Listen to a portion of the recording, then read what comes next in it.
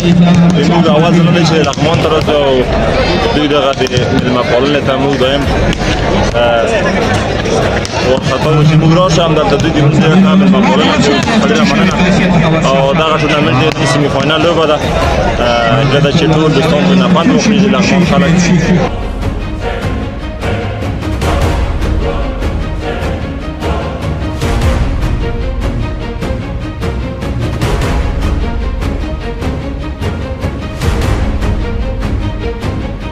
بسم الله الرحمن الرحیم تاسو نه هم ډیره مننه یقین دغه لوبه سیم فاینل لوبه ده او ګډ شمېر مینهوال راغلي دي د هېواد د ملي ټیم ټول لوبغاړي دغه حاضر دي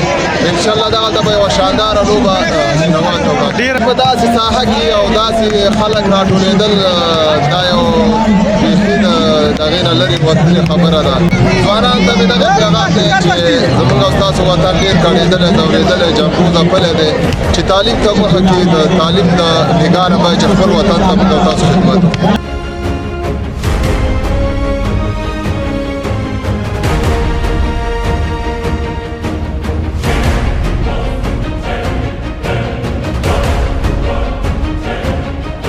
خو دې د خوښۍ احساس ده چې واقعیت نن تاسې ګورئ شاهد حال هستئ دا کامله داسې واړوئ چې په زرګونو نندارچیان راغلي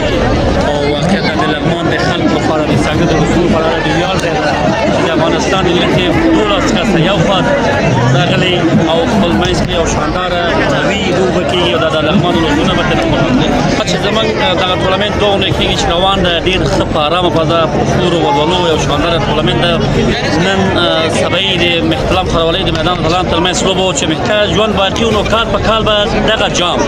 دغه د څنګلو د پلوت جام په نوم باندې به کال په کال د خیر د ولسونو په همکارۍ د فدراسیونو د امنیت ورزشي په همکارۍ به دا کال په کال دا جام جوړوي